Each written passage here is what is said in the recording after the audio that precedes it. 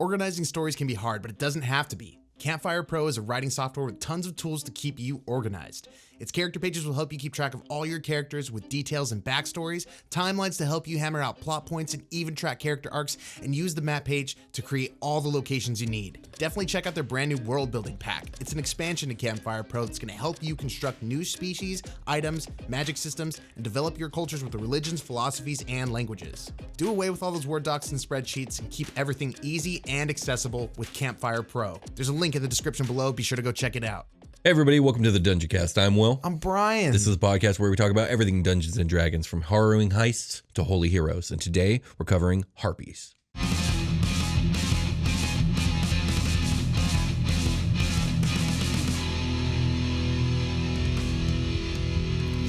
Dungeoncast. Hey Brian. Hey Will. Why are we talking about venereal disease today? No, Harpies, Brian. Damn it. Harpies. Oh. Not the other thing. The winged thing. Yeah, the winged thing. I was not expecting that. In Dungeons & Dragons. I thought for sure you'd be expecting that. No, mostly because I wasn't. said it earlier. I tune you out when I'm focusing on my notes. So in Dungeons & Dragons, Harpies are chaotic evil beings by nature, and they are known to be sadistic and vicious flying monsters with the lower torso of a bird of prey and the upper torso and head of a humanoid woman. They are one of the earliest creatures introduced to the game, going all the way back to first edition. They take glee in both suffering and death and are always on the hunt for prey. They are based primarily on the Greek mythological creature of the same name, with a bit of another Greek mythological creature, the siren, mixed in. Okay, cool. In fact, D&D Harpies are most infamous for their siren song that lures hapless and unsuspecting victims to their violent doom. Make a wisdom saving throw. It pretty much exactly that. Failed. It might be charisma. You we'll find out die. later when we'll we find that out. book, yeah. Sounds like a wisdom thing. We'll see. Yeah, could be both. Or charisma. Yeah. Or So, charisma, like you said. so in real life mythology, Harpies originated in the writings of the ancient Greeks, much like the Cyclops. And also like the Cyclops, there is quite a bit of conflicting lore written about them. Okay. Honestly, even more so than the Cyclops. While the Cyclops had essentially what were two distinct and different canons, pretty much no one seems to agree on what the Harpies of the ancient Greeks were or what they look like. Like there's just a bunch of different iterations of them. I know what the cartoonish depiction on Yu-Gi-Oh cards looks like. Oh yeah, I've seen that. I've seen that card. A harpy lady. You're right. So the Harpies of ancient Greece were half bird, half human creatures that likely originated as some sort of wind spirits and are thought to be the personification of storm winds. Nice. Okay. They were most commonly depicted as giant birds with the heads of maidens, with faces pale with hunger and long claws on their hands. Oh, pale with hunger. Yeah, Excellent. That was how it's written. Odd description, it is. but I'll take it. It is an odd description. Where was I? Oh yeah, but another description depicts them as feathered creatures with heads of birds, wings, and human arms with great claws. Okay. While other depictions of them are wingless black scaly creatures with repulsive breath, and there are even some accounts of Harpies being described as winged angelic beauties with fair and beautiful hair. So it's all over the fucking place. Yeah, I'm seeing like an Aarakocra thing where there's arms and wings. I'm seeing where the wings are the arms or that sort of and thing. And then there's the scaly ones with no wings. Like, yeah, it's all over the place. It's a custom build. Right. Got it. So that's the discrepancy in what Harpies were. Now for the discrepancy in what Harpies did. Oh, okay. So 5e didn't nail down the look. Oh, 5e did. I'm talking about Greek mythology here. Oh, okay, cool. Yeah, this is Greek mythology. Got so, it. as I said before, Harpies were thought to originally have been wind spirits, personifications of the destructive nature of the wind.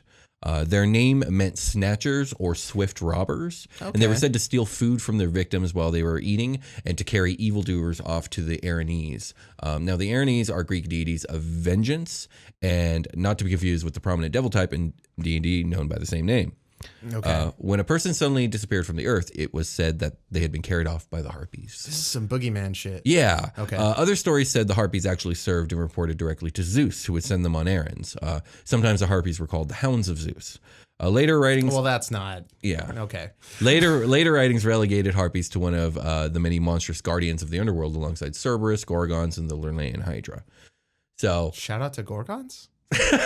No, that's not right. No, that's not right at all. So, like, again, just all over the place. Like, Harpies they were just used everywhere by anyone for whatever reason they for kind sure of wished. They're just like are for hire. They're like I guess so. They're like the mercs of the Greek sky realm. Or they were shifting around all over the place. They're super viable for anything because they can just fly there. It's true. Okay. So unlike Greek mythology, D&D Harpies have both an agreed upon appearance and a cohesive mythos.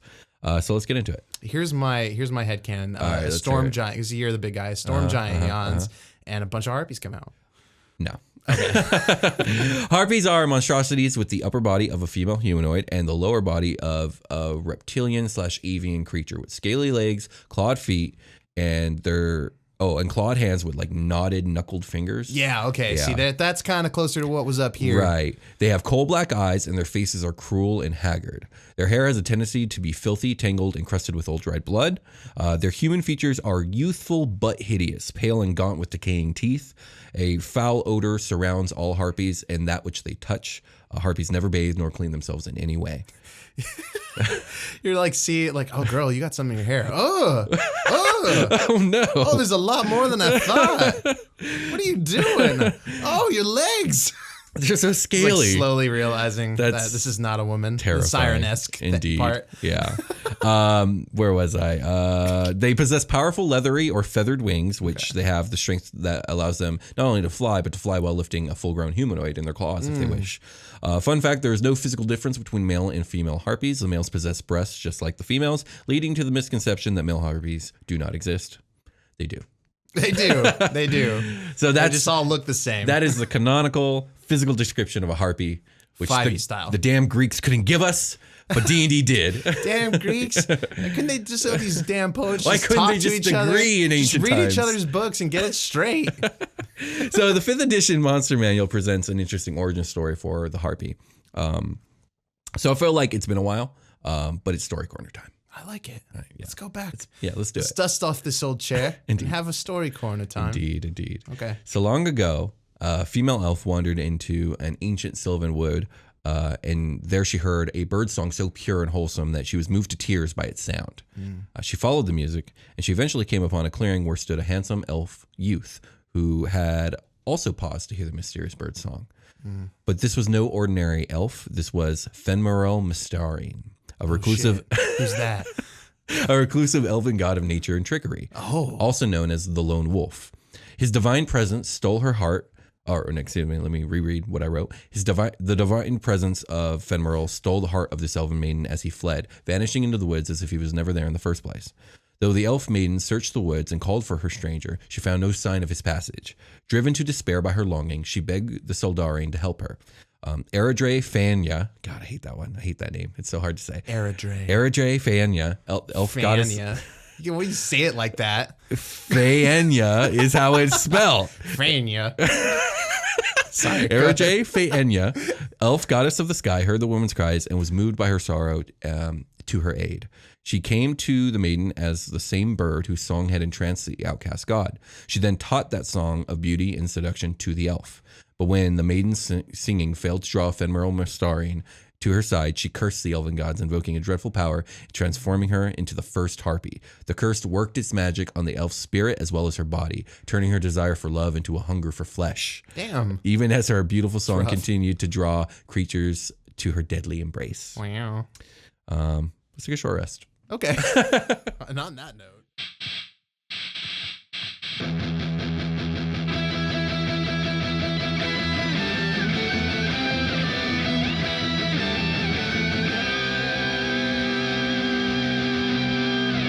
Hey everybody, welcome to the part of the episode where we're not talking about that last thing. Don't do it.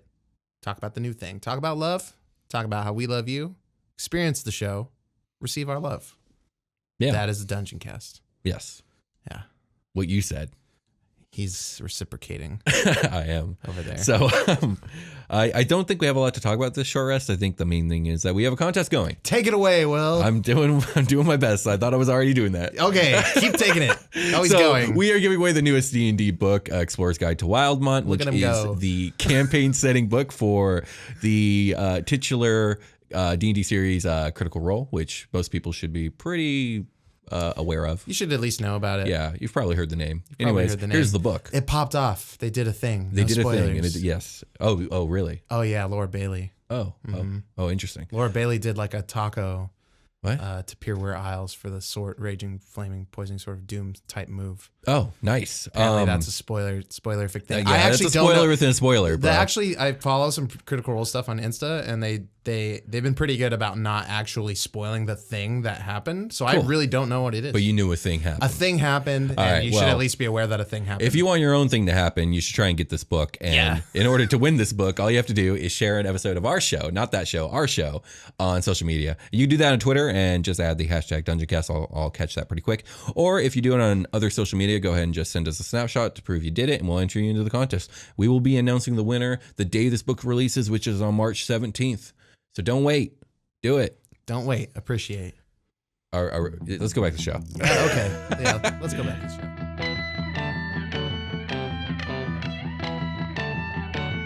Hey, Brian. We've returned. Indeed, we have. And we were talking about Harpies. I think I told their origin story right before the short rest.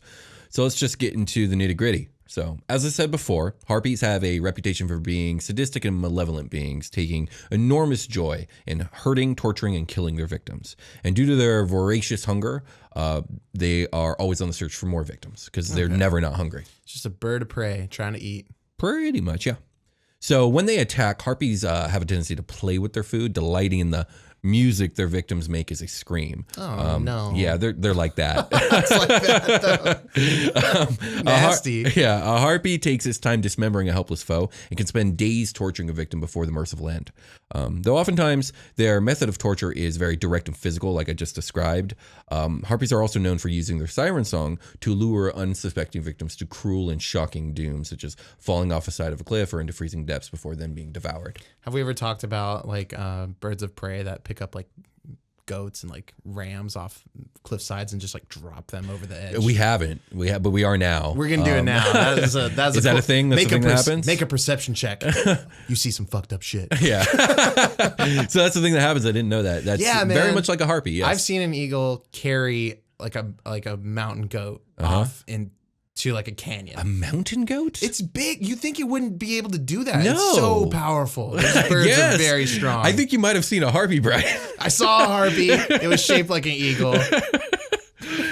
Okay, well, that's a fun fact of the day. Thank you, Brian. Just a little campaign idea for you. Indeed. So harpies are pretty much exclusively carnivorous, only resorting to the consumption of vegetation in times of either famine or desperation. They will kill and devour any kind of flesh, but their preferred food is freshly slain humanoid meat, and above all others, the flesh of elves. So it is thought that due to the natural resistance elves have to the charming effects of the Harpy Song, harpies view elf meat as an especially rare delicacy. Ooh.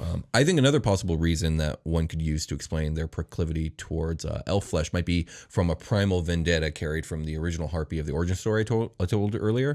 Perhaps harpies slay elves out of vengeance for the curse that made them what they are. Interesting. I think that's fun. I like, but not canonical. There's like elf storyline where they become like they formed from the nature into elves or whatever. Like we're like a wisp in the wind, and now they're like this elf. Like a harpy is formed from like this storm or whatever. Like how you were talking about in the Greek.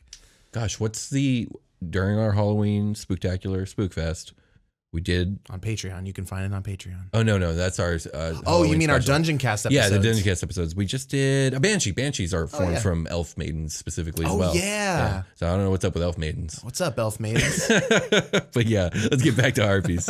So despite being so openly violent, harpies are not very bold creatures. They have no interest in a fair fight and never attack unless they have a very clear advantage over their prey. And they can fly, so... they have advantage a lot of the time. That's a pretty good reason to have advantage. Indeed. If a fight turns against a harpy, it is very likely that the harpy lacks the cunning needed to adapt and will more likely flee and go hungry rather than risk losing in direct combat. Okay. So harpies are pretty intelligent. They're, I think, about a 7 or 8.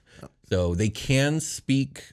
sometimes, often not very well, and they do have their own language, but I think sometimes they can speak common as well. You just hear like a flock of harpies saying like one phrase repeatedly, like how birds would like caw and be like, the flesh of the innocent, the flesh of the innocent. Oh, yeah. I like that. That's really cool. Yes. You're like, what's that? And you just hear somebody saying the flesh of the innocent over and over again.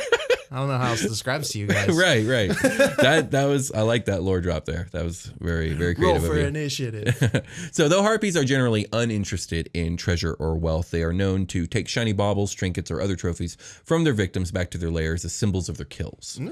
So at times, harpies may even fight with each other for the right to claim the choicest prize. When no such objects can be found, a harpy may also resort to taking hair, bones, or body parts to line its nest with. Gross. It's so gross. They're so nasty. They're nasty creatures. You go to like a harpy lair and they just hung a new trophy up, and their harpy friends are like, "Oh, the flesh of the innocent." Like, yes, the flesh of the innocent. Yes, exactly. Yes, it's so true. So a harpy's lair is usually hidden in remote ruins or high in coastal caves where adventurers can sometimes discover valuable treasure hidden beneath foul piles of entrails and bones. Oh, cool. Let me just search these entrails and bones. Yeah, indeed. I hope it's more bones than entrails, quite frankly. Honestly, if you're finding entrails, they're probably fresh-ish. Yeah. You know. I can't imagine what a harpy's lair smells like. It must be horrific. I'm going to tell you what it smells like, Will. Entrails. Yeah, fair enough. And bones. And bones. The flesh of the innocent. So, though harpies make homes in groups of 6 or more individuals, they are often encountered either alone or in pairs. More rarely, though, harpies do sometimes hunt in packs of 7 to a dozen, known as flights. Even more rarely, an entire tribe of harpies, known as a scream, can come together. Whoa. Yeah, a scream. That's awesome. It is really cool. A scream of harpies can grow as large as up to 200 individual harpies. Which is fucking madness. Wow. Yeah. I just pictured a battalion of soldiers, and like the scout they sent ahead like rounds the corner like scream. Oh gosh. And one of the soldiers is like, okay. And they're like, no, run. Scream. It's like, you want me to scream or run? Which is it? And then the scream shows. Yeah. You're They're like, oh, a scream. You do both. So a scream of harpies can, I already said that. There's no social structure to harpy life, whether solitary or in flights or in screams. These vicious avian monstrosities constantly quarrel, vying for dominance and the right for first kill, first trophy, and first bite. These altercations do sometimes result in fights to the death. When deaths among harpies occur, their brethren are more than willing to eat their own kind. Otherwise, harpies ventured out to hunt, and their victims were often brought back to their lairs to be killed and eaten. Flesh of the guilty. Flesh of the guilty. Delicious. I love it. Still tasty. Still good. Just as good. Maybe even better. It's not elf steak, but whatever. Hungry. So, the lifespan of a harpy is theoretically up to about 50 years, but most die far earlier when old age weakens a harpy around ages 25 to 30. The harpy's kin will kill and devour it. Okay. They're just so hungry. Yeah, so is that flesh of the aged.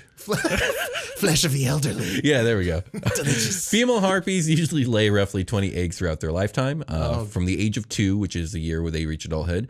But only around 3 or so of all of a harpy's eggs will successfully hatch. Furthermore, any harpies born deformed or underdeveloped are always killed and eaten by the parents. Ooh. It is unclear whether harpies look after their young or not, but if they do, it consists of nothing more than feeding their young, similar to birds, until they can hunt for themselves. These fools just eat whatever's They just eat everything. Yeah. The flesh of fucking anything They're like is what they eat. super evil vultures. Yeah, Okay. they are. Yes, essentially. So let's finally talk about the Harpy Song. The deadliest power of the harpy is its insidious and captivating song. To hear a harpy song is to hear music more beautiful than anything else in the world. A traveler that succumbs to the entrancing effect of that singing is compelled to blunder towards its source. If danger obstructs the path of the charmed, they may get the chance to shake off the effects, but if they cannot, then there is little they can do to protect themselves. Okay. And once within the reach of a harpy, the victim is completely at the harpy's mercy and will make no attempt at defending themselves. Obviously, creatures who cannot hear are immune to the magical song. And as said before, elves have a natural resilience to the effects of the harpy song. You know any creatures off the top of your head that can't hear? Oh, off the top of my head, that can't hear. An earth elemental or something, or like Maybe. I don't know. probably it's something a harpy wouldn't really be in. It's just deaf Yeah, people. Deaf just people. deaf people. Deaf people. The harpy's real weakness. Deaf people get +1 against harpy fights. Sure. It's like harpies. Absolutely. Yes.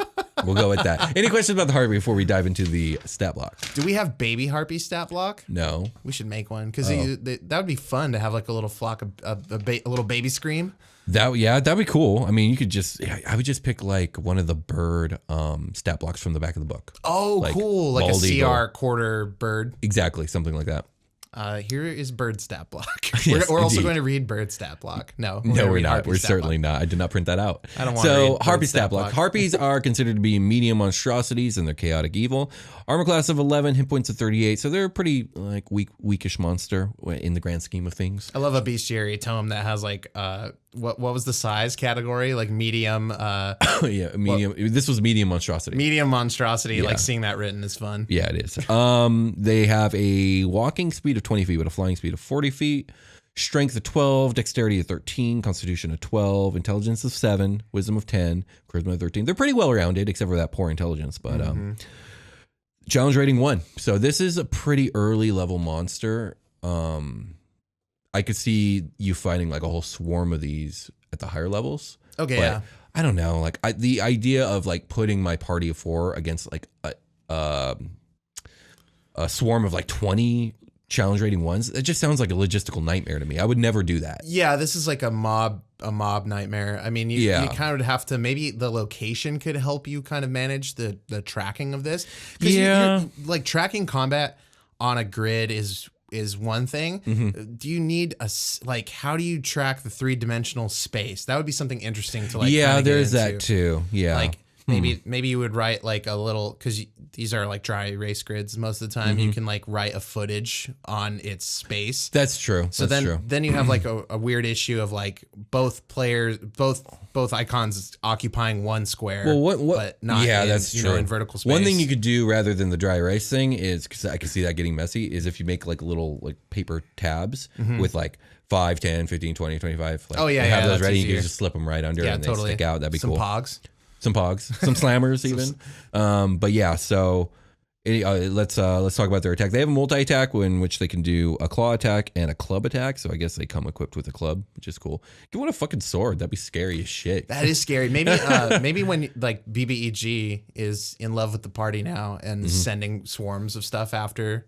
You know, I like the storm giant idea of like commanding some harpies. I could see, yeah. Well, with the exception of storm giants tend to be lawful good, I think. Lawful good. Okay, we haven't done storm giants yet, so exactly. I don't know anything about them. But I like where your head's at, like this big, that's what I'm powerful, from on top of mountains sending their harpies, much like the Wicked Witch of the West sending her flying monkeys. Yeah, and they're sending like droves of normal ones, and then later on at the higher levels, it's like, oh, we're getting closer, and these are where the ones with the swords are. Right. Just like in a regular like the Harpy RPG, Knights, if you will. like a video game. That's really cool. I like that. So the claw attack is a +3 to hit, so low.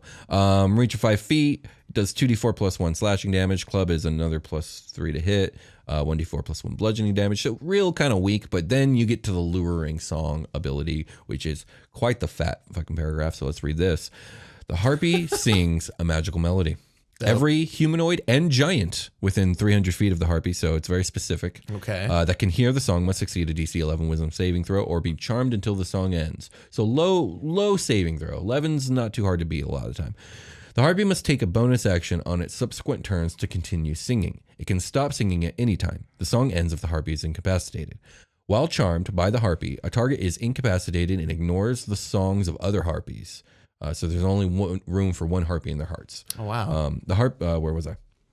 If the charmed target is more than 5 feet away from the harpy, the target must move on its turn towards the harpy by the most direct route, trying to get within 5 feet of the harpy. Okay. It doesn't avoid opportunity attacks, but before moving into damaging terrain such as lava or a pit, and whenever it takes damage from a source other than the harpy that's singing, the target can repeat the saving throw. So there's your chance to save yourself. You get a little extra. A charmed target can also repeat the saving throw at the end of each of its turns. If a saving throw is successful, the effect ends on it. A target that successfully saves is immune to the Harpy Song for the next 24 hours. Sweet. I had this cool idea for like a choir, and they kind of nubbed it. Holy shit. Yeah, like, I have this cool idea where you can give like a +1 on the slow save. Yeah. You know, add a number higher for each consecutive bird. I mean, that's fun and cool, and you should just do that anyways. But yeah, they did like specifically kill it. Yeah, they're trying to not. Yeah. But you could just have like, because how annoying would that be to just be like? Can you imagine like a whole scream starts singing and it's just like they take out a whole city? What a horrifying thing, right? Yeah, but you need like one per like person lemmings, in the they town. sing the people of the city off the cliff and into the water, and then they feed. Oh, that's super cool. Yeah. Just like this swarm, this scream, just like dive bombing the ocean water. Yeah, it's exactly. all red. Yes. Oh, yeah, there we go. The flesh of the innocent, the bones of the fallen. So true. All right. Any questions about Harpies before we get ready for a long rest? Do they all have venereal disease? I mean, they probably have a lot of disease. That'd be another interesting thing because they're really gross. So maybe you can add like a disease saving throw to their claw attack. Yeah, so That'd be fun. So you've got like harpies, and then you've got harpy knights, like the ones you were talking about with the swords, and then you have harpies with herpes. Not while I'm drinking water, dude. All right, long rest time. Long rest time. We're done here. All right. Well, I washed my face, and I did my evening meditation, and the campfire's going. So who's got first? Well, it was me last time, so it has to be you this time. I don't think so. No watch. Right. Well, no watch tonight. while we try and figure it out, maybe we should answer some of the questions or notes. We got Patreon. Things to read. We got Patreon. Patrons send in messages. Messages. I'm just That's gonna the read word I that was looking stuff. for. Yep. Yeah, let's that's do it. messages. With an I'm just reading the stuff you guys send. Because I mean, that's the agreement. That's so sort of like it's too messy to track people. Just if you don't want it read, just say so. And if I think it's cool, I'm gonna read it. Okay, sounds good. Yeah, that's how it I works. don't know why So I'm agreeing to it. I'm the one Patreon writing folks, get in there. You can pledge to our Patreon at $1 if you want. I think that's totally dope that you guys would support the show at any level. Yes. Especially levels beyond listening. So if you guys want to support us at $1, you can get Will's show notes for episodes that have been released. Will be on there for you to access. You can take a look over, maybe look at them while you listen. It's essentially a transcript. Yeah, and you can also send us messages to have us read on the show if they're appropriate. Yes. Yeah, so here we go. Justin Clark. Thank you, Justin. Love what you guys do. Thanks for the Dungeoncast and Super Quest Saga. Infinitely listenable. Oh. Full of great information, advice, and creative inspiration. Oh, thank you, Justin. Kind words. Yes, bring all the kind words. Thanks, Justin. Yeah, thank you We so really much. appreciate you writing into us, and thanks a lot. Indeed. Yeah. Thank you. So next, we got JR. Hey, guys. Thank you, JR. I just want to say you're doing a great job, and I'm really enjoying the Dungeoncast content as well as Super Quest Saga. Thank you, JR. Yeah, we really You appreciate it. guys are so nice. Yeah. I expected more questions, but I'll take the kind words any day. Yeah, if you guys have questions for us, feel free to get in there. I know we're in the Discord, like talking about things, you know, with people that aren't necessarily patrons too. We do answer questions there, but we'll save like whatever. If you have like specific stuff that we're not always trying to be in the Discord, like elaborating, like eating up the data. Yeah. You know, that's for you guys. So, yeah, thanks a lot. If you guys have questions, go ahead and send them in on Patreon. If you want to get a question in, become a patron, and you feel free to do all that stuff. So I think that's all we got. Don't forget about our contest. It's Wildmount. I don't know. Explorer's Guide to Wildmount. Myth confirmed. Wildmount. Nobody knows. I got it right here. Somebody knows. Everyone but us knows. Everybody but us knows. Hold on. It's kind of Explorer's Guide to Wildmount. Wildmount. Giving it away on March 17th. If you guys want to enter, just go ahead and share an episode of our show. Yeah, you can on find social media. Yeah, you can find Will at the Dungeoncast. You can find me, the Dungeoncast, on Instagram. You can hit us up if you want to inquire about advertising space, etc., or just want to send us a message, talk to us, etc. The Dungeoncast@gmail.com is where you can do that. So yeah, hit us up there. And I don't know, do we have anything else to talk about? No, I don't think so. I think we have some? Do we want to start announcing that we're gonna be somewhere? No. Okay, we're gonna be somewhere, but we're not gonna announce it yet. Yeah, spoilers for the future. Spoilers for the future, but soon we'll start announcing. I don't know how soon, but we'll start announcing that we're gonna be somewhere doing stuff. It feels so real because we made a move. Indeed. Yeah, we've made a couple moves. All right. We're gonna call it a game. We're gonna talk to you guys later. Bye.